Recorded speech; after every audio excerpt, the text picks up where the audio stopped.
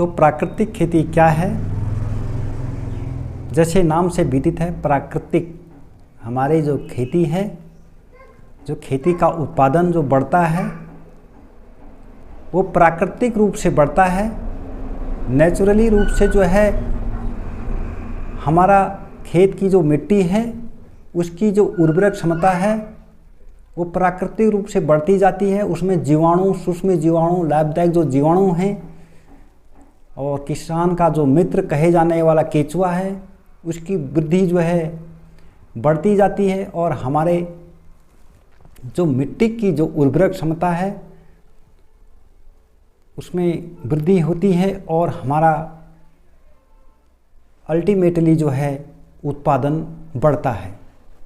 और उत्पादन ही नहीं, हमारे जो फसलों का जो है उसकी गुणवत्ता भी जो है बढ़ती है, गुणवत्ता में भी सुधार होता रहता है।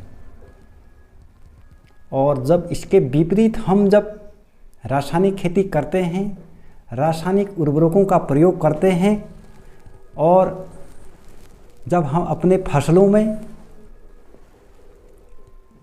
पेस्टिसाइड, हर्बिसाइड, फंजीसाइड और उर्वरकों का छिड़काव करते हैं तो हमारे खेत की जो मिट्टी की जो उर्वरक क्षमता है वो घटती जाती है, बढ़ती नहीं है।